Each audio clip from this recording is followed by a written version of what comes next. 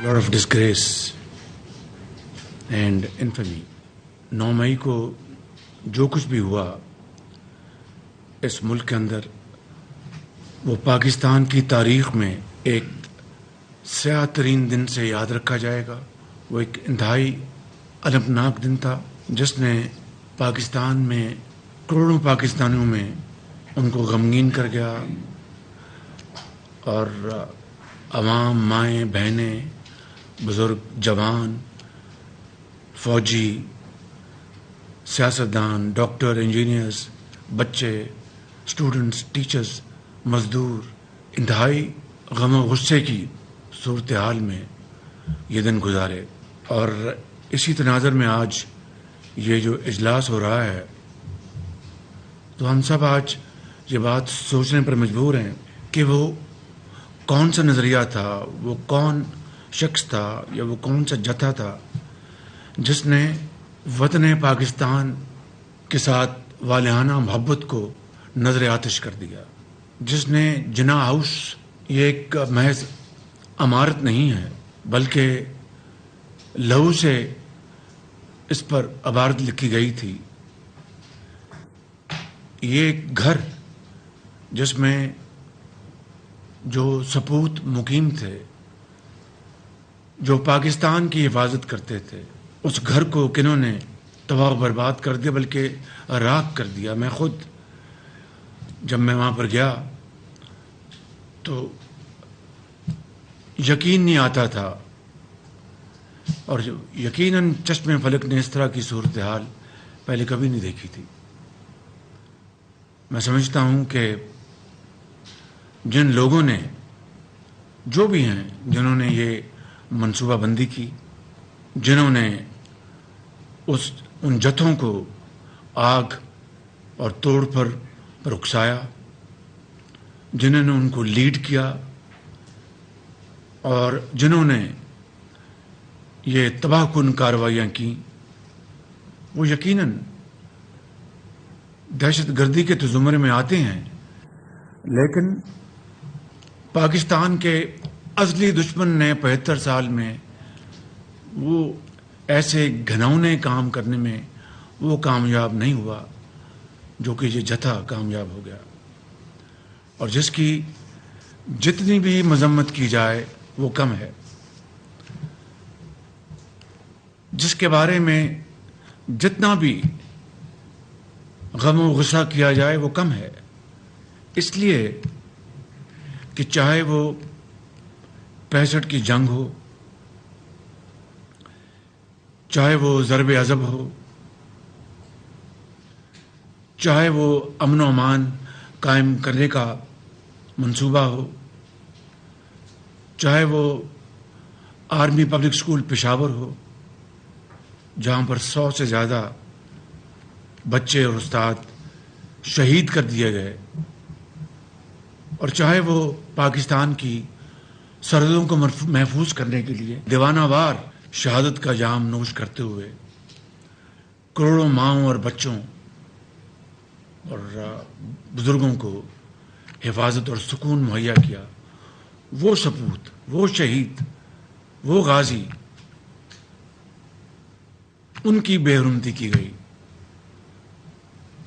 उनके घरों में बलवे किए गए, GHQ की तरफ रुख किया गया, मियांवाली के एयरबेस की तरफ रुख किया गया,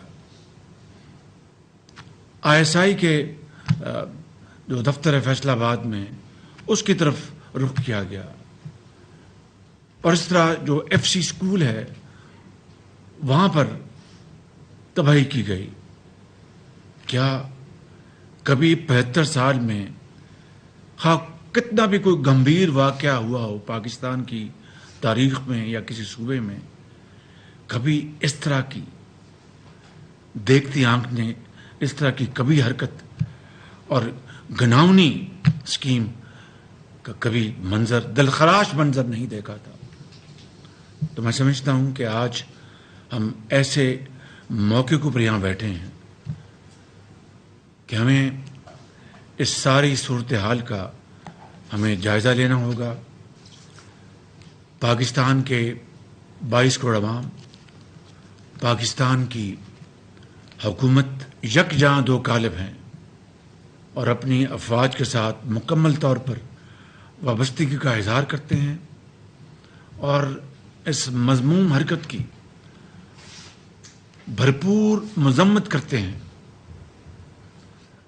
और हमने ये तहैया कर रखा है, मैंने लाहौर में भी मैंने मीटिंग की थी, KPK के जो ऑफिशल्स हैं वो भी मौजूद थे, और मैंने कहा था कि इस तरह का दिलखराश मंजर कभी किसी पाकिस्तानी ने नहीं देखा।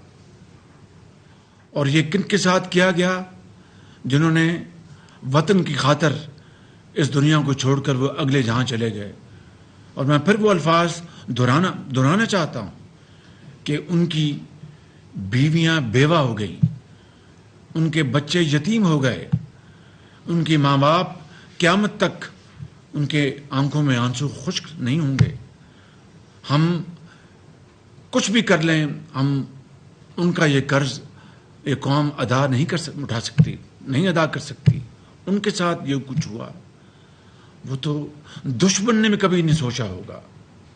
लिहाजा मैंने वहाँ पर लाहौर में ये कहा था कि जो प्लानर्स हैं, जिन्होंने मनसूबाबंदी की है, जिन्होंने इस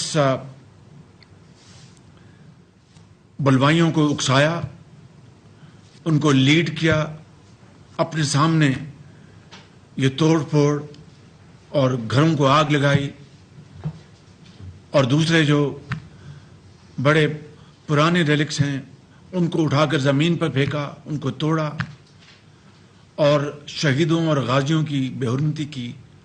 वो किसी रायत के वो काबिल नहीं हैं। उनको हर सूरत कानून के कटहरे में लाना होगा। और अगर वज़ीर आज़म भी कहे कि इस फलां को छोड़ दो, तो वज़ीर आज़म का हुक्म मानने से इनकार कर दो। और बेगुनाह को किसी सूरत भी उसको आप तंग नहीं करेंगे।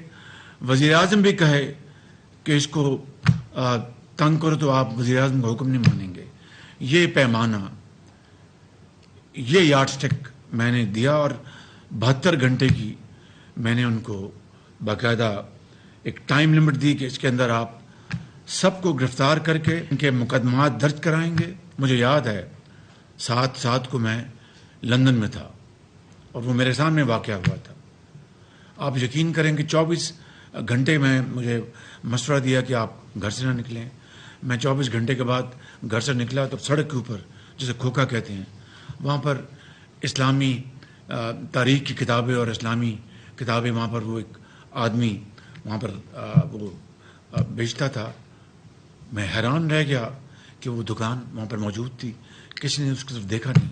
लेकिन जो कल्प्रेट्स थे उनके लिए रातों की भी अदालतें लगी। बरतानिया की तारीख में शायद ये पहला मौका होगा कि रातों की भी अदालतें लगीं और उनको करार वाकई सजाएं दी गईं। अगर आज हमने इस लम्हे को तारीख और अवाम और मुल्क के 22 करोड़ अवाम, ये पुकार कर ये मुतालबा उनका है कि जो बेगुनाह हैं उनको हाथ न लगाया जाए, जो गुनाहगार हैं किसी भी हवाले से उनको करार वाकई सज़ा मिलेगी। तो फिर रहती दुनिया तक आइंदा इस तरह का वाक़या दोबारा रूनुमा नहीं होगा और पाकिस्तान की तरफ फिर कोई मैली आंख से नहीं देखेगा। मैं समझता हूँ कि आज ये कौमी सलामती नेशनल सिक्योरिटी कमेटी का ये इजलास अपनी अफवाज पाकिस्तान के साथ भरपूर वाबस्तगी का इज़हार है, इन तमाम वाक़यात की शदीद मज़म्मत करता है और कानून और आइन के मुताबिक कानून अपना रास्ता अपनाएगा। किसी के साथ ज़्यादती जुल्म का सवाल नहीं पैदा होता, मगर किसी ने जुर्म किया है उसको बच निकलने का कोई सवाल नहीं पैदा होता है। और मैं समझता हूँ कि हमें कानूनी लिहाज से, आइनी लिहाज से और इंतज़ामी लिहाज से ऐसे आइंदा के लिए इंतज़ामात करने चाहिए कि रहती दुनिया तक, क़यामत तक इस तरह का वाक़या दोबारा कभी रूनुमा ना हो जिसने پوری دنیا میں پاکستان کو شدید نقصان پہنچایا اور کروڑوں لوگ جو ہیں وہ آج بھی غصے میں اور رنجیدہ ہیں. اللہ تعالیٰ ہم سب کا حامی ناصر ہو. قومی سلامتی اجلاس کے بعد وزیر اعظم شہباز شریف خطاب کر رہے تھے. ان کی جانب سے کہا گیا کہ آج کے اجلاس میں تمام صورتحال کا بغور جائزہ لینا ہوگا. افواج پاکستان اور عوام یکجان دو قالب ہیں. جو واقعات ہوئے ایسے دلخراش مناظر کبھی نہیں دیکھے. انہوں نے کہا کہ کچھ بھی کر لیں لیکن شہداء کی بیواؤں اور یتیم بچوں کے غموں کا کوئی مداوع نہیں کیا جا سکتا. وزیر اعظم شہباز شریف کی جانب سے کہا گیا کہ افسوسناک واقعات نے کروڑوں پاکستانیوں کے سر شرم سے جھکا دیے ہیں. 9 مئی کے واقعات کی وجہ سے ہمارے سر شرم سے جھک گئے ہیں.